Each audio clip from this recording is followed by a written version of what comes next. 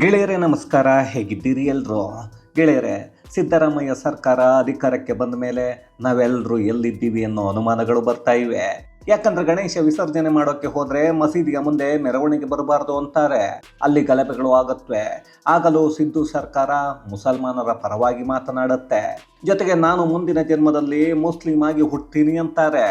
ನಂತರ ದಾವಣಗೆರೆಯಲ್ಲಿ ಆಟೋ ನಿಲ್ದಾಣಕ್ಕೆ ಮದೀನಾ ಅಂತ ಹೆಸರನ್ನ ಇಟ್ಟಿದ್ದೀವಿ, ಹಾಗಾಗಿ ಅದರ ಮುಂದೆಯಿಂದ ಗಣೇಶನ ಮೆರವಣಿಗೆ ಹೋಗಬಾರ್ದು ಅಂತಾರೆ. ಶಿವಮೊಗ್ಗದಲ್ಲಿ ಪಾಕಿಸ್ತಾನ ಬಾವುಟ ಹಾರಾಡುತ್ತೆ, ಮತ್ತೆ ಪಾಕ್ ಪರ ಘೋಷಣೆಗಳನ್ನು ಕೂಗ್ತಾರೆ.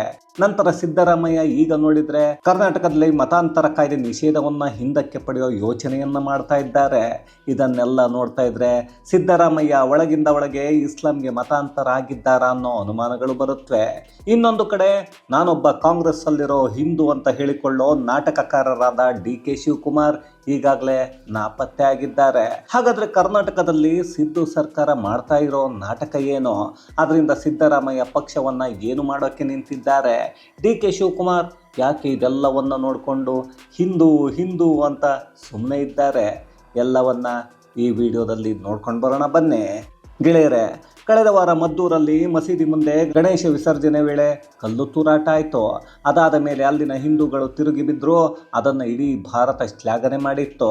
ಅಲ್ಲಿ ಸಿದ್ದರಾಮಯ್ಯ ಸರ್ಕಾರ ಯಾವುದೇ ನಿಷೇಧಾಜ್ಞೆ ಜಾರಿ ಮಾಡಿದ್ರು ಅದು ಹಿಂದೂ ಮಹಾಸಾಗರದಲ್ಲಿ ಉಪಯೋಗ ಆಗಲಿಲ್ಲ. ಲಕ್ಷ ಲಕ್ಷ ಹಿಂದೂಗಳು ಮದ್ದೂರಿಗೆ ಬಂದರೂ ಕೂಡ ಅಲ್ಲಿ ಒಂದು ಚಿಕ್ಕ ಗಲಭೆ ಕೂಡ ಆಗಿಲ್ಲ. ಅದೇ ಕೇವಲ 200 ಮುಸ್ಲಿಂ ಮನೆಗಳು ಇರೋ ರಾಮ್ ರಹೀಂ ನಗರದಲ್ಲಿ ಮಾತ್ರ ಕಲ್ಲು ತೂರಾಟ ಆಗತ್ತೆ. ಆದರೂ ನಮ್ಮ ಮುಖ್ಯಮಂತ್ರಿ ಹೇಳೋದು ಇಸ್ಲಾಂ ಒಂದು ಶಾಂತಿಯನ್ನ ಸಾರೋ ಮತ ಅಂತ. ಆದರೆ ನಮ್ಮ ಕರ್ಮ ಅಂದರೆ ಇತಿಹಾಸದ ಪುಟಗಳನ್ನು ತೆಗೆದು ನೋಡಿದರೆ ಯಾವುದೇ ಮುಸಲ್ಮಾನ ರಾಜರಾಗಲಿ ಅಧಿಕಾರಕ್ಕಾಗಿ ತಂದೆಯನ್ನು ಹತ್ಯೆ ಮಾಡಿರೋದು, ಸಹೋದರರನ್ನು ಮುಗಿಸಿರೋದು, ಬೇರೆಯವರ ಪತ್ನಿಯನ್ನು ಪ್ರೀತಿಯ ಹೆಸರಲ್ಲಿ ಬಲವಂತವಾಗಿ ಕರೆದುಕೊಂಡು ಬಂದು ಇಟ್ಕೊಳ್ಳೋದು. ಅಂದರೆ ಆ ಕಾಲದಲ್ಲಿ ಲವ್ ಜಿಹಾದ್ ಮಾಡ್ತಾ ಇದ್ರು. ಇಂಥದ್ದೇ ಸಿಗುತ್ತೆ. ಆದರೂ ನಮ್ಮ CMಗೆ ಶಾಂತಿಯಿಂದ ಇರೋ ಧರ್ಮ ಅಂತಾರೆ. ಅಷ್ಟೇ ಹೇಳಲ್ಲ, ಮುಂದಿನ ಜನ್ಮದಲ್ಲಿ ನಾನು ಮುಸ್ಲಿಂ ಆಗಿ ಹುಟ್ಟಿಬಿಡ್ತೀನಿ ಅಂತಾರೆ. ಅಲ್ಲ ರೀ, ಇಸ್ಲಾಂನಲ್ಲಿ ಮತ್ತೊಂದು ಜನ್ಮ ಮನುಷ್ಯನಿಗೆ ಇಲ್ಲ ಅಂತ ಇದೆ, ಇರೋದು ಒಂದೇ ಜನ್ಮ ಅಂತ ಇದೆ. ಹಿಂಗಿದ್ದಾಗ ಸಿದ್ದರಾಮಯ್ಯ ಅದೇಗೆ ಮುಂದಿನ ಜನ್ಮದಲ್ಲಿ ಹುಟ್ಟೋಕೆ ಸಾಧ್ಯ ಹೇಳ್ರಿ? ಇನ್ನು ಕೆಲವರು ಅಯ್ಯೋ ಸಿದ್ದರಾಮಯ್ಯ ಮುಂದಿನ ಜನ್ಮ ಯಾಕೆ, ಈ ಜನ್ಮದಲ್ಲೇ ಮತಾಂತರ ಆಗಿಬಿಡಿ ಅಂದರೆ ಸುಮ್ಮನೆ ಕೂತ್ಕೊಳ್ಳಯ್ಯ, ನಾನು ಮತಾಂತರ ಆಗಿಬಿಟ್ಟಿದ್ದೀನಿ ಅಂತ ತಿಳ್ಕೊಳ್ಳಿ ಅಂತಾರೆ.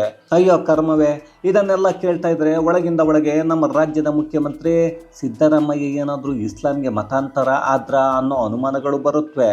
ಈಗಾಗಲೇ ಅದು ಬಹಳಷ್ಟು ಜನರಿಗೆ ಕಾಡ್ತಾ ಇದೆ.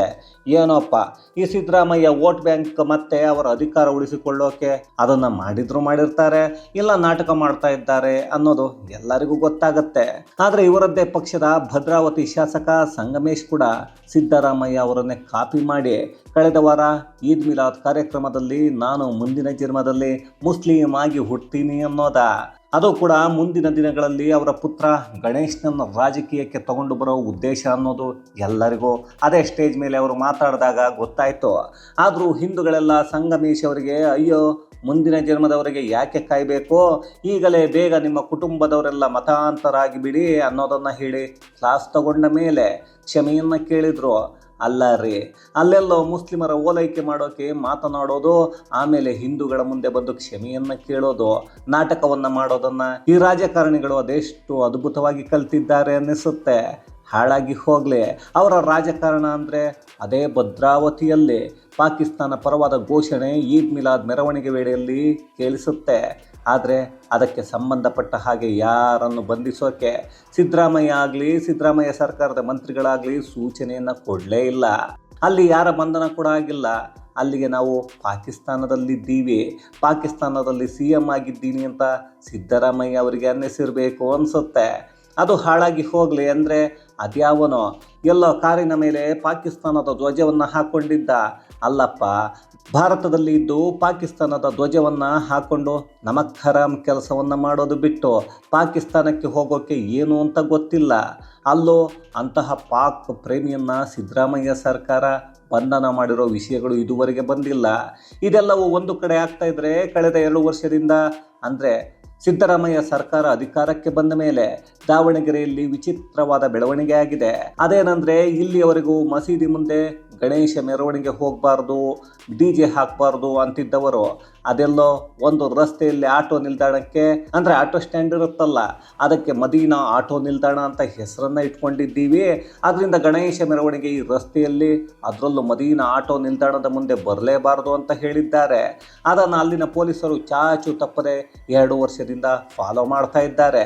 2023ರವರೆಗೂ ಅದೇ ರಸ್ತೆಯಲ್ಲಿ ಹೋಗ್ತಾ ಇದ್ದ ಗಣೇಶ ಮೆರವಣಿಗೆ ಕಳೆದ 2 ವರ್ಷಗಳಿಂದ ಆ ರಸ್ತೆಯನ್ನು ಬಿಟ್ಟು ಬೇರೆ ರಸ್ತೆಗಳಲ್ಲಿ ಹೋಗೋದಕ್ಕೆ ಪೊಲೀಸರು ಸೂಚನೆಯನ್ನು ಕೊಟ್ಟಿದ್ದಾರೆ.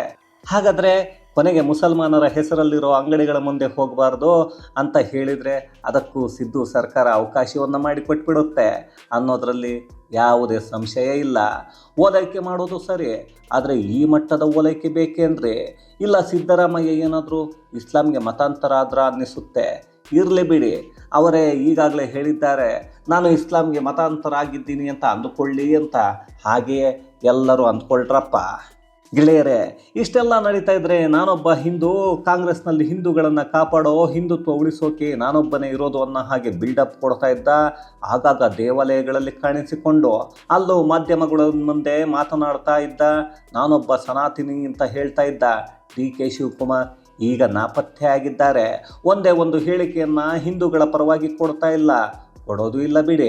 ಯಾಕಂದರೆ ಈ ಕಾಂಗ್ರೆಸ್ ಪಕ್ಷದಲ್ಲಿ ನಾಟಕವನ್ನು ಹೇಗೆ ಮಾಡಬೇಕು ಅನ್ನೋದನ್ನು ಅವರು ಈಗಾಗಲೇ ಕಲ್ತಿದ್ದಾರೆ. ಅದನ್ನು ಜನರ ಮುಂದೆ ಮಾಡ್ತಾರೆ, ಅದನ್ನು ನಮ್ಮ ಜನ ನಂಬ್ತಾರೆ. ಅಲ್ಲಿಗೆ ರಾಜಕಾರಣಿಗಳು ಸರಿ ಇಲ್ಲ ಅನ್ನಬೇಕೋ, ಅವರ ಮಾತಿಗೆ ಮುರುಳಾಗಿ ಅವರು ಮಾಡೋ ನಾಟಕವನ್ನೇ ನಂಬಿ ಮತವನ್ನು ಹಾಕೋ ಜನರನ್ನು ಸರಿ ಇಲ್ಲ ಅನ್ನಬೇಕೋ ಗೊತ್ತಿಲ್ಲ. ಆದರೂ ಮತವನ್ನು ಹಾಕಿದ ತಪ್ಪಿಗೆ ಎಲ್ಲರೂ ಅನುಭವಿಸಲೇಬೇಕು, ಅನುಭವಿಸಿ. ಯಾಕಂದರೆ 2023ರ ವಿಧಾನಸಭಾ ಚುನಾವಣೆಯ ಸಮಯದಲ್ಲಿ ಈ ಕಾಂಗ್ರೆಸ್ ಪಕ್ಷದಲ್ಲಿ ಹೇಗೆಲ್ಲ ನಾಟಕವನ್ನು ಸಿದ್ದರಾಮಯ್ಯ ಮತ್ತು DK ಶಿವಕುಮಾರ್ ಮಾಡಿದ್ರು ಅಂದರೆ, ಅವರು ಮತವನ್ನು ಕೇಳೋಕ್ಕೆ ಹೋಗಿದ್ದ ಕಡೆಯಲ್ಲ DK ಶಿವಕುಮಾರ್ ನಾನೊಬ್ಬ ಒಕ್ಕಲಿಗ, ನಾನು CM ಆಗಬಾರ್ದ, ನಾನೊಬ್ಬ ಹಿಂದೂ, ನನಗೆ ಹಿಂದೂಗಳೆಲ್ಲ ಮತವನ್ನು ಹಾಕಿ ಗೆಲ್ಲಿಸಿ CM ಮಾಡಬೇಕು ಅಂತಿದ್ರು. ಆಗ ಅಲ್ಲಿ ಅವರು ಹಿಂದೂಗಳ ಮತವನ್ನು ಕೇಳ್ತಾ ಇದ್ದಾರೆ. ಪಾಪ ಹಾಕಿ ಬಿಡೋಣ, ಇವರು ಒಂದು ಸಲ CM ಆಗಲಿ ಅಂತ ಕೆಲ ಹಿಂದೂಗಳು ಮತವನ್ನು ಒತ್ತಿದ್ರು. ಇನ್ನು ಜಾತಿಯ ಹೆಸರನ್ನು ಹೇಳಿದ್ದಕ್ಕೆ ಹಳೆ ಮೈಸೂರು ಭಾಗದ ಜನರು ಕಾಂಗ್ರೆಸ್ಗೆ ಒತ್ತಿದ್ದು. ಅಲ್ಲಿ ಮುಸಲ್ಮಾನ ಮತಗಳು ಹೇಗಿದ್ರು ಕಾಂಗ್ರೆಸ್ ಪಕ್ಷಕ್ಕೆ ಬಂದೇ ಬರುತ್ತವೆ ಅನ್ನೋದು ಅವರಿಗೂ ಗೊತ್ತಿತ್ತು.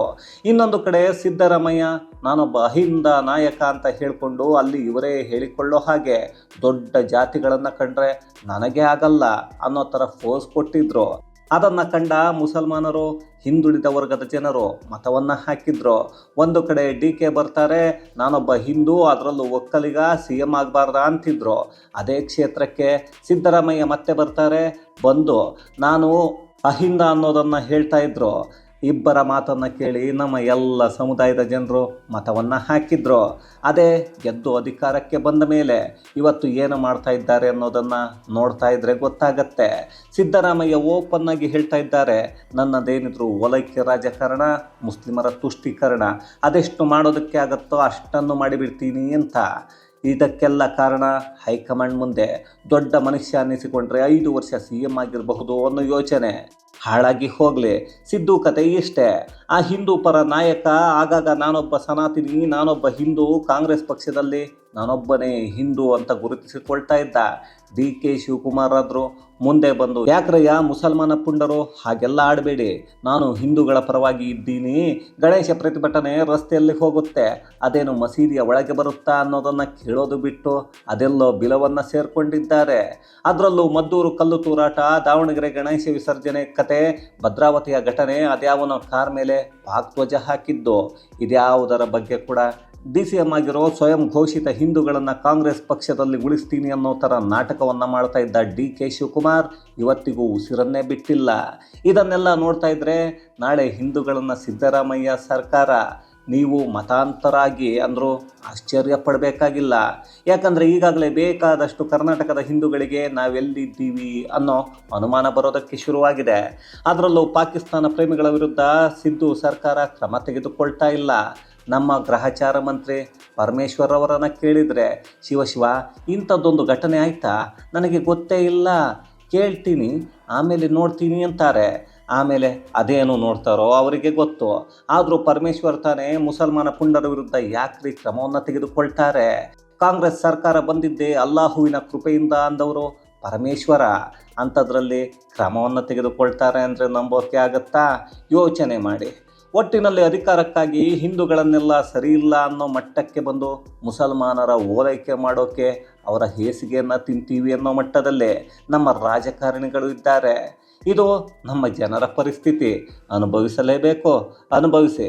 ಆದರೂ ಮುಂದೆ ಆದರೂ ಮತದಾನ ಮಾಡುವಾಗ ಅಯೋಗ್ಯರು ಯಾರು, ಯೋಗ್ಯರು ಯಾರು, ನಾಟಕ ಮಾಡೋರು ಯಾರು, ಸುಳ್ಳರು ಯಾರು ಎಲ್ಲವನ್ನು ನೋಡಿ ಮತವನ್ನು ಹಾಕಿ ಅಷ್ಟೇ. ಇನ್ನು 2.5 ವರ್ಷ ಅನುಭವಿಸಬೇಕು, ಅನುಭವಿಸಿ. ಇದು ಗೆಳೆಯರೆ, ನಾಟಕಕಾರ ಸಿದ್ದರಾಮಯ್ಯ ಮತ್ತು DK ಶಿವಕುಮಾರ್ ಜಂಟಿ ನಾಟಕ ಮಾಡ್ತಾ ಇದ್ರೆ ಪರಮೇಶ್ವರ್ ನಾರದನ ಹಾಗೆ ಪಾತ್ರ ಮಾಡ್ತಾ ಇರೋದ್ರ ಕುರಿತಾದ ಒಂದಷ್ಟು ಮಾಹಿತಿ ಮತ್ತಷ್ಟು ವಿಶೇಷತೆಗಳೊಂದಿಗೆ ಮುಂದಿನ ವಿಡಿಯೋದಲ್ಲಿ ಭೇಟಿಯಾಗೋಣ.